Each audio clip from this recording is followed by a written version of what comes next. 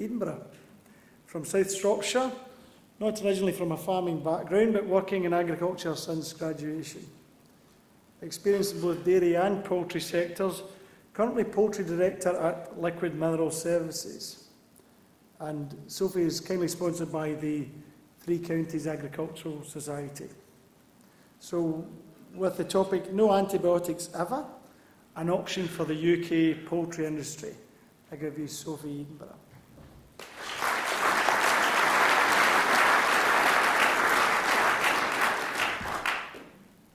Good morning, ladies and gentlemen. It is with great pleasure that I stand before you this morning.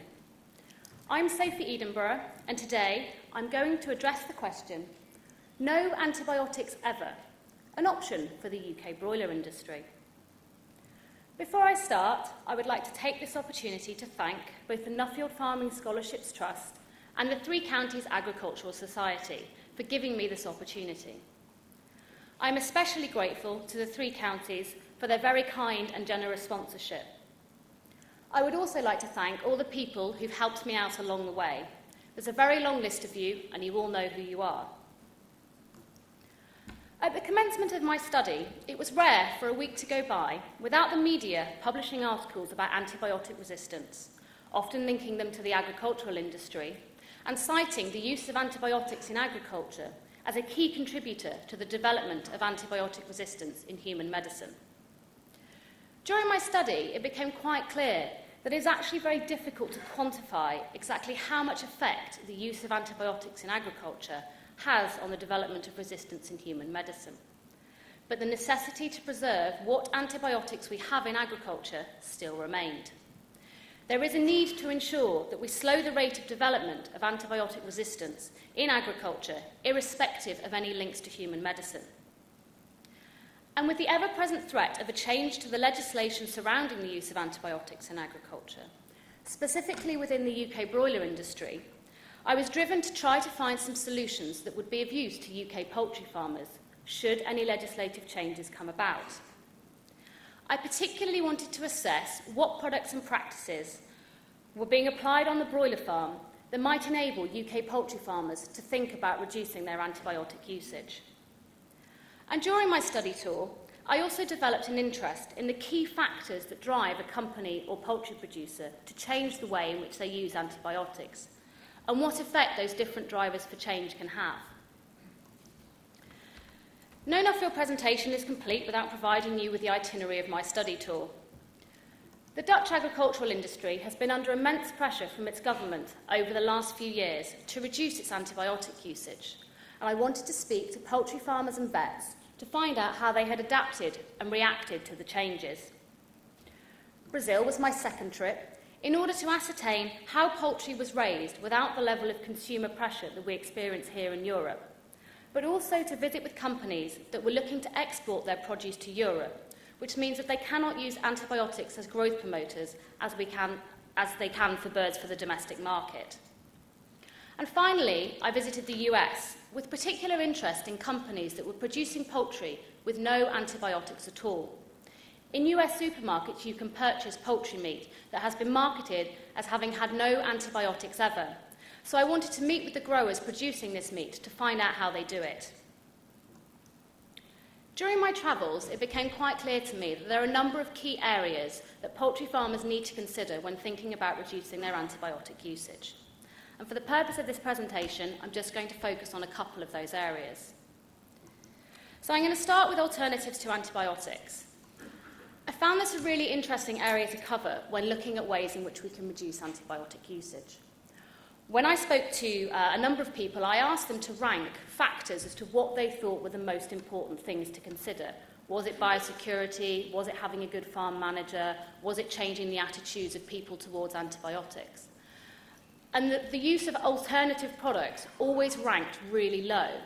Poultry farmers didn't think that alternatives to antibiotics were particularly important when it came to reducing their usage.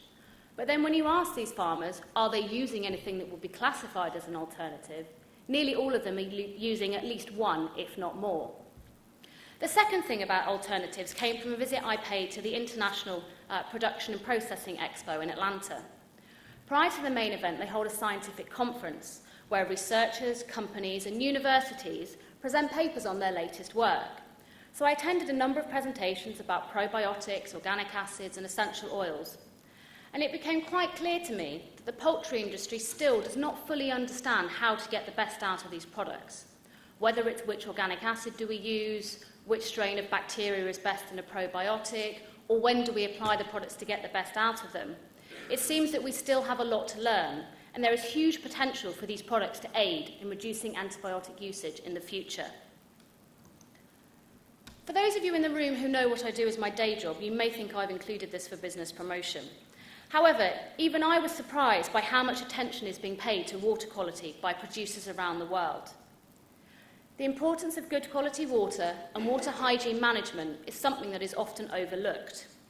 However, nearly all of the people I spoke to as part of this scholarship cited water as one of their key areas for improvement when reducing their antibiotic usage.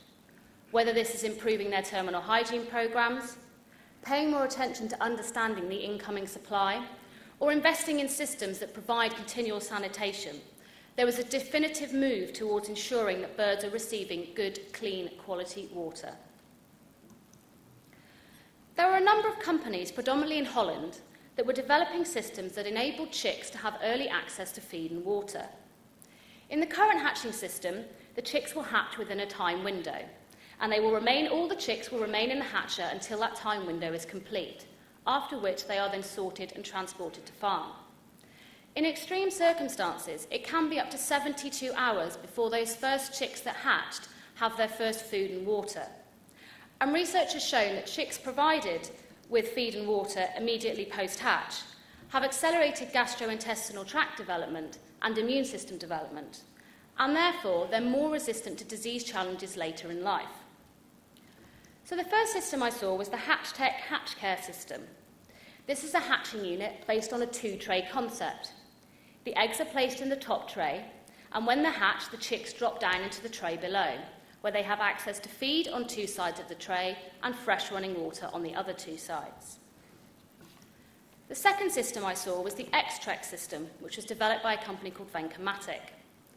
The system consists of a metal framework that is installed in the broiler house and can be winched up and down as and when required.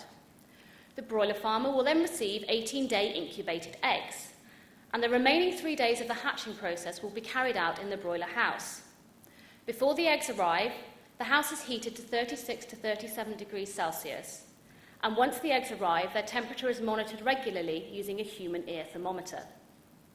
I visited a trial farm in Holland where the farmer had had the system in use for 8 flocks. He reported an increased weight of 50 to 60 grams and an FCR improvement of 3 points when comparing the X-Trek house to his control house. He also felt that the system was helping him reduce his antibiotic usage. The third system is the patio system, also developed by Vencomatic. It's based on the same concept as the X-Trek, with the final part of the hatching process being carried out in the broiler house. However, in this case, the broiler house is actually a multi-tiered unit with 2 rows of 6 tiers.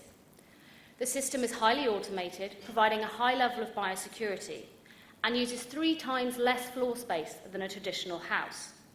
The test farm I visited had been running since 2008, and they'd run 66 cycles of birds through without using any antibiotics at all.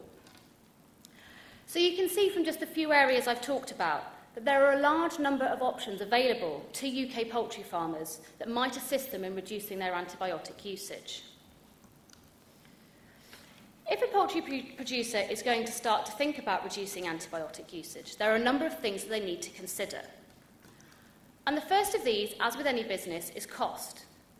I found quite mixed opinions around the world as to whether removing antibiotics from poultry production comes with an increased cost. One view is that if you have the correct programs in place, you receive good quality chicks, you pay close attention to your gut health and replace any antibiotics with alternatives, then it is possible to produce birds with little to no antibiotics at no increased cost. However, the other side, which links to the bird's performance, just suggests that removing antibiotics from production results in a slower growth rate, so you should expect it to take 1 or 2 days longer for the birds to reach their target weight. There is also an ongoing debate about the importance of a reduced stocking density. and both of these things would negatively impact on the cost of production. One of the most important things to consider is the effect on bird welfare. When removing or reducing antibiotic usage, it should never be done at the expense of bird welfare. And this is where the impact of the different drivers for change come in. When market is the main driver, there is a significant risk on bird welfare. If birds are being produced for a premium price that requires them to have never received antibiotics, if those birds become sick, then there is usually a desire to hold off treating those birds in order to preserve their premium price. And ultimately, this means that bird welfare is jeopardised. When legislation is the driver, there can initially be an impact on cost, as farmers have to invest in new techniques and systems to enable them to adapt to the change. The other potential issue is that if legislation is strictly enforced and very heavily monitored, then antibiotic usage might be driven underground. So to go back to my title, the original question, is no antibiotics ever an option for the UK broiler industry? I genuinely believe that the honest answer to this question is yes. It is an option for the UK broiler industry. It is possible to produce poultry commercially without the administration of any antibiotics. However, I believe we also need to consider the question, should it be the only option? And I believe that the answer to this question is no. We've already discussed the risks to bird welfare that come about when antibiotics are removed from production, and we need antibiotics to be able to prevent the spread of disease. Therefore, I believe that we should not have a no antibiotics ever situation in the UK. So what does all this mean going forwards? The first is that if legislative changes are going to be made, then we need to try and ensure that they are brought in slowly. This means that producers have time to adapt, to look at their production programmes, and put in place systems to try to reduce their requirement for antibiotics. Time is essential to enable growers to look at the options available and assess which ones will and won't work for their farm. And this leads me to my next point.